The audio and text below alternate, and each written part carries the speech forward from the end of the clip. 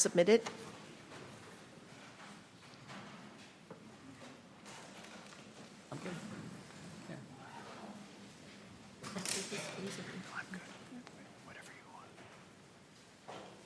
The next case for argument is Hudako versus Regent of the University of California.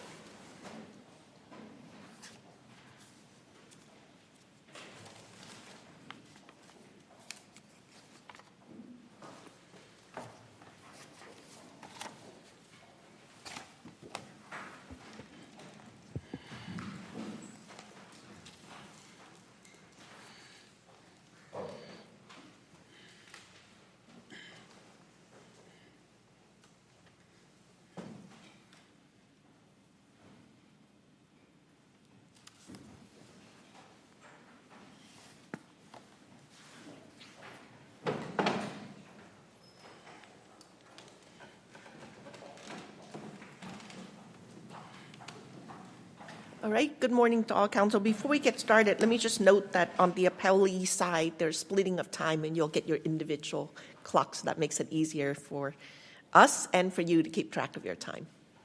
Thank you. Good morning, Your Honors. Myron Moskovich for the appellant, Edward Hudako.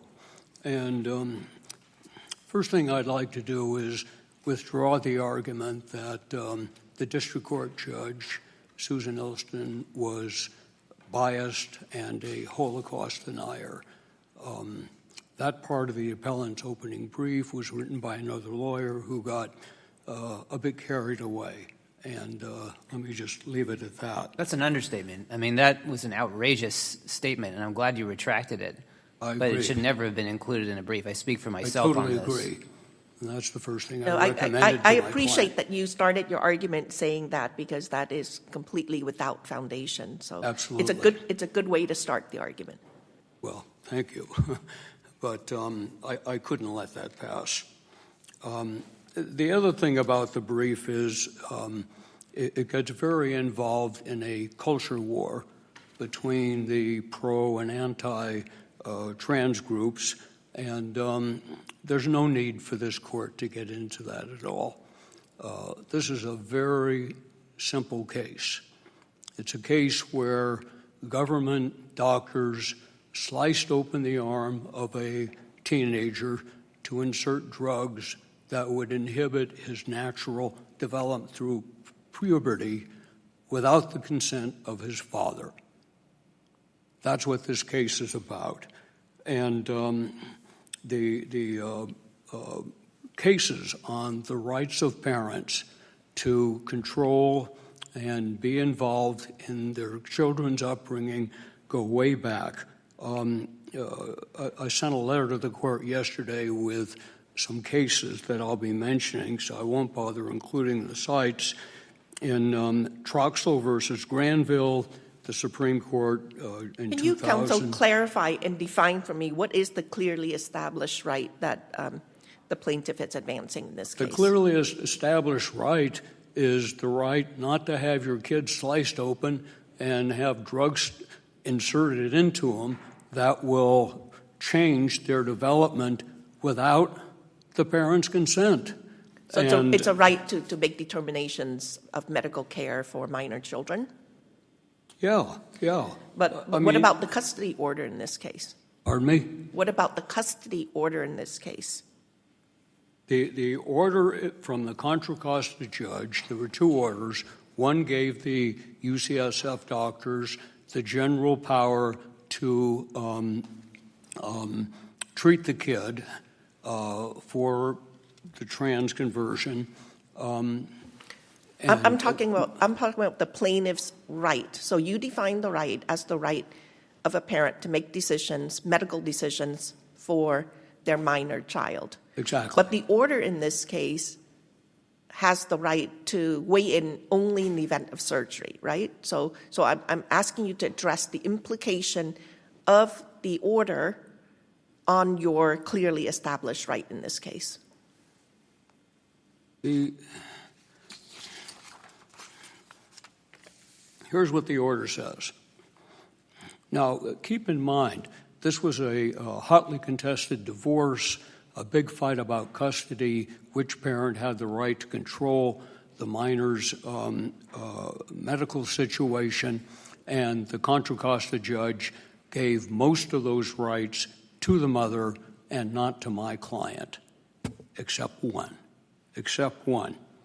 The minor child will not be permitted to undergo any gender identity-related surgery until they are 18 years old, absent written agreement by both parties, Christine Underhill and Edward Hidalgo. And the UC doctors simply violated that. They simply ignored that, according to the Second Amended complaint. Well, the argument is that it fell under the prior clause, that it was commencing hormone therapy. There's two problems. But I mean, I think to the broader question, would you agree that a custody order can modify what clearly established rights are? Because you can always waive rights. Yes, I totally agree. So then it comes down to the custody order, correct? The custody order deprived my client of almost all his rights, but not this one. This is a constitutional right that the Contra Costa judge decided not to take away from him. And this is the right that was clearly violated. Now, the UCSF defendants claim that, maybe they misread it. Maybe they read the other part of the order, which allows conversion therapy without surgery as eliminating this order. That's the only way you can say it. If they're right about that, then this part of the order that protects the father's right where their surgery is gone. So it's a totally unreasonable reading. But there's another problem with it. You don't even have to get to that point. This comes up on a 12b6 motion. The complaint doesn't allege anything about misreading the Contra Costa order. That's a defense, and a defense is for trial. We don't even know if they'll raise that defense. They may not say that. They might testify that we don't care about some state court order. We think this is the right thing to do. We have no idea. This cannot be litigated on the face of the Second Amended complaint. There's nothing in the Second Amended complaint about this. It has to go to trial if that's going to be their defense, and we really don't know if it will be their defense. Can you briefly address the case as against Harkins and Bigger? I have a hard time seeing how they can be de facto state actors. Your Honor, we'll submit that on the brief. I think the case against the doctors is much stronger, obviously, because they're the ones that took out the knife and cut the kid's arm open. These other people didn't. But are you still contending that that they're state actors, and if so? Pardon me? Are you still contending they're state actors? Yeah, they were state actors. And tell me why. But I'm not going to use my limited time pressing that point. The most guilty people... Well, I think you should answer the question if Judge Thomas is asking it. Well, according to the allegations, the Second Amendment of the complaint, there was a type of conspiracy here among all of them. And Harkins and the others were involved in that. And yes, they too are liable. That's my answer. Well, the conspiracy has to be with another state actor. Who is that? The doctors. I'm sorry? The doctors. The doctors, the defense lawyer, all these people are involved in making the cutting open of the boy without the father's consent happen. But as I said, I'm going to focus on the most guilty parties here, and that was the doctors. I mean, any claim that this wasn't a clearly established constitutional right is rebutted by this court's own decisions in Drummond versus City of Anaheim. It is not necessary that the alleged acts have been previously held unconstitutional, so long as the unlawfulness was apparent in light of existing law. Well, the existing law was right in front of their faces from this Contra Costa court. Is that a state law right then? I mean, you would be claiming a clearly established contract right. That's not it's a good clearly question. established constitutional right. This Drummond and the other cases about this are typically about constitutional law, not about interpreting some state court order. But in both ways, it's obvious. You know, there was a case that came down, Taylor versus Riojas from the U.S. Supreme Court. It's cited in our letter, 2020 case, where the defendant alleged that he was a prisoner kept in a cell that was freezing, that was full of excrement, and he was kept there for a length of time, and the defendant said, well, there's no prior case involving those facts. And the Supreme Court said, that's not the way you do it. That's not the way you do it. There doesn't have to be an exact case. When the government defendants do something outrageous, like they did in that case, then they should know better. It's exactly the same thing here. They knew that the complaint alleges that they knew about this order, that they weren't supposed to cut the kid open, they weren't supposed to insert these drugs without the father's consent. And they did it anyway. And the cases involving the rights of parents involve rights that are not as important as this. It really comes down to that. They're about raising the kid. There is one case, Parham versus J.R., where the court did allude to tonsillectomy, appendectomy, and other medical procedures, which I guess is the question, I mean, here there's a disagreement among the parents, and does that not affect the analysis of whether the right was clearly established? It's one thing to say a parent has a right to oversee the medical treatment of their child, but it's a different thing to say that they may have that right in the face of a state court order that plainly takes away some amount of the parent's control. I don't understand that, Your Honor. Yes, the state court order took away a lot of Mr. Hidako's rights, but it left this one, this constitutional right to object to surgery on his kid and insertion of drugs that would inhibit his development. It left that one. That is a constitutional right. It's not a right it left the decision as to whether to commence hormone therapy solely in the hands of the mother, right? Under the custody order. Yes, unless there's surgery. Unless there's surgery. That's the difference. Taking a knife and cutting the kid open. The Contra Costa judge said, when it goes that far, you're going to have to get the consent of the father. And they didn't do it.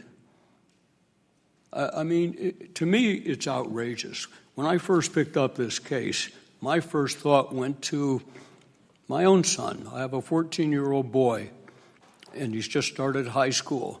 And the idea that some government doctor on his own would cut open his arm, he's an accomplished tennis player, by the way, and insert some drugs that would stifle his growth in some way. He's a head taller than me and still growing.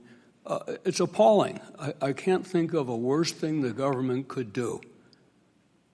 Do that without my involvement, without my consent. I'm the one that raised him since birth. And to me, it's obvious. If it was obvious to the Supreme Court, you can't stick a guy in a cell full of excrement and freezing for several days. This is obvious, too. I mean, the cases that go all the way back, the court said the liberty interest in this case, the interest of the parents in care, custody, of control of their children is perhaps the oldest of the fundamental liberty interests recognized by this court. That was in Troxel versus Granville. I mean, you look at a case like West Virginia versus Barnett is an interesting comparison. 1943 case. And the parents were Jehovah's Witnesses who objected to the state requiring their kids to pledge allegiance to the flag because the Jehovah's Witnesses felt that was in violation of the Bible's prescription against bowing to graven images, all right? And the Supreme Court ruled for the parents. Now, think about that a minute. Counsel, I hate to cut you off, but I just want to remind you that you wanted to save a little bit of time. I do. Okay. I'll come back later.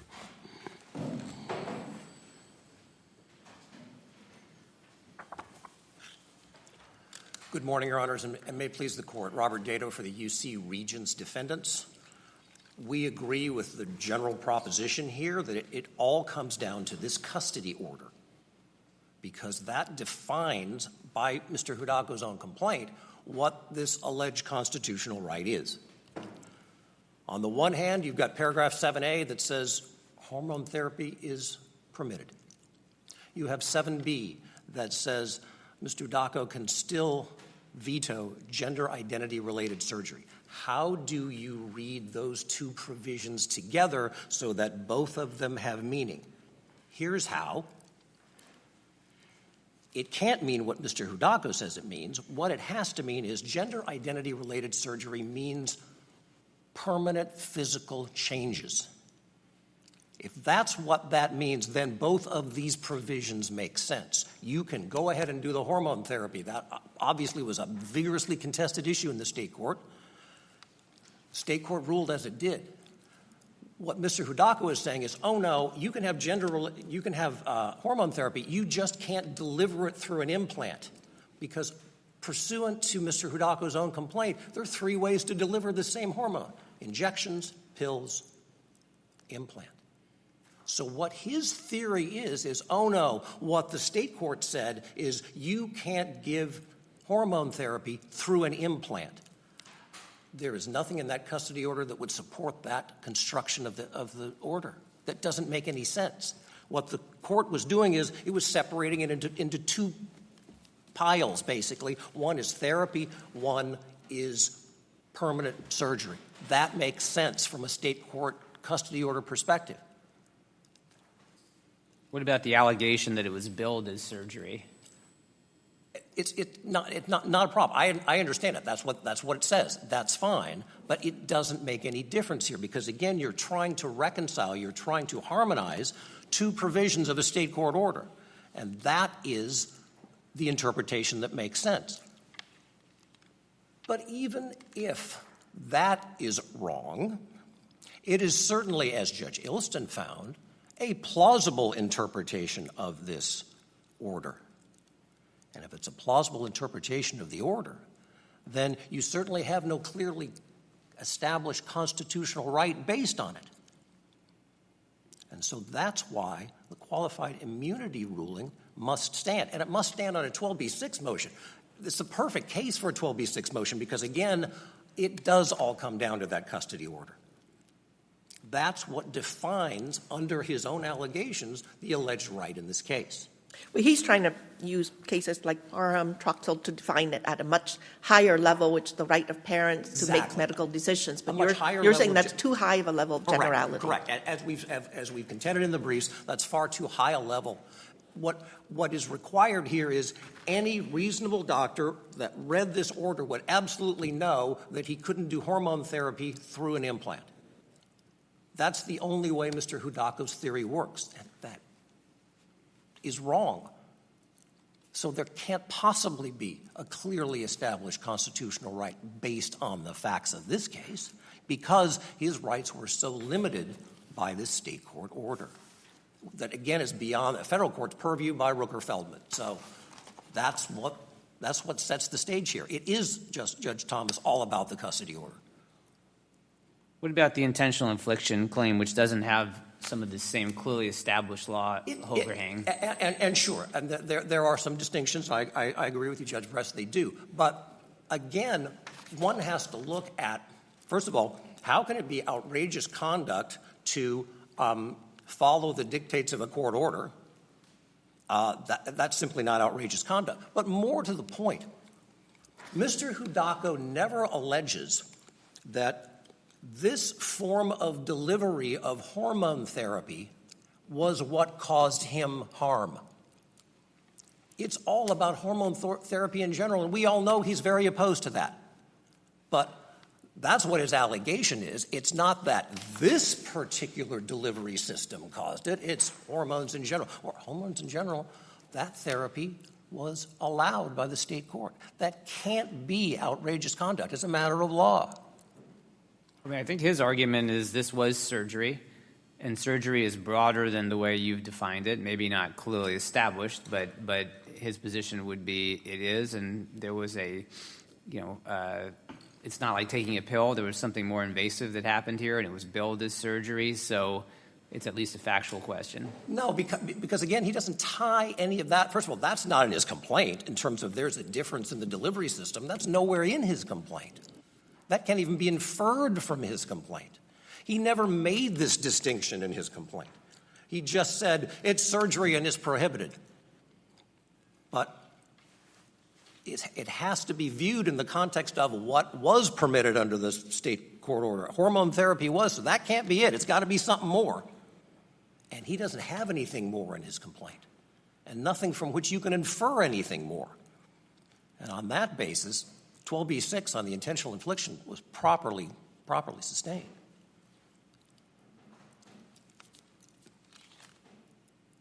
I've got other time, I've got other points I can make, but those are the ones that dictate this case, Your Honors. I think we've got the argument. Let me see if my colleagues have additional questions. No? Doesn't appear that we do. Thank you, counsel. All right, thank you.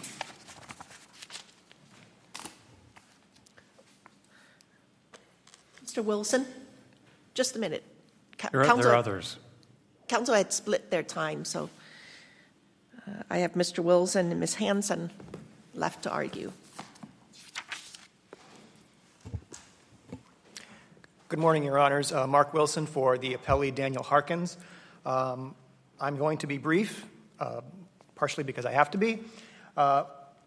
The claims against my client hinge solely on whether or not he was a state actor. Obviously, he was a private individual, not like the Regents. Judge Ilston correctly determined that the allegations in the complaint, the factual allegations of the complaint, did not even give rise to an inference that he was a state actor based on what Mr. Moskowitz has said is, and Mr. Moskowitz submitted on the briefs, and all that Mr. Moskowitz could say is that it was some type of conspiracy. And as Judge Ilston correctly found, there is not enough factual information in the complaint to support a finding of a meeting of the minds between my client and any of the state actor such that he can be liable under Section 1983. And unless there are any questions about that, I will submit. Thank you. Ms. Hansen? You're not up yet. Just a minute, Mr. Moskowitz. Good morning, Your Honors. Lisa Hansen for appellee Nathaniel Bigger. As the court's well aware, Mr. Bigger is a private attorney. He was appellant's ex-wife. The case against Mr. Bigger is even tougher than Harkins. It is, Your Honor, and I think appellant's counsel's, I'm going to call it a concession, that there's nothing further than what's in the briefs and submitted on the briefs as to Mr. Bigger is quite telling.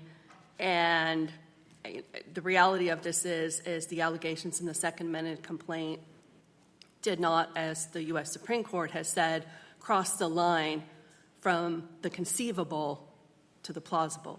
Was Ms. Underhill still involved? Nobody represents her here, but is she an appellee in this case? Your Honor, I believe that she is. I do not believe she has counsel for the appeal. I do not represent Ms. Underhill. I only represent Mr. Bigger for purposes of the appeal. And of course, Mr. Bigger is not a state actor. You know, he was communicating with his client, Ms. Underhill.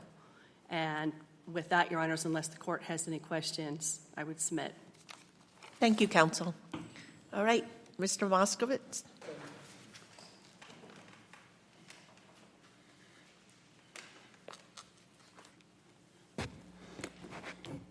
The only facts this court has before it are those alleged in the Second Amendment complaint. You got nothing else. There's been no discovery. There's been no trial. I don't even think there was an answer.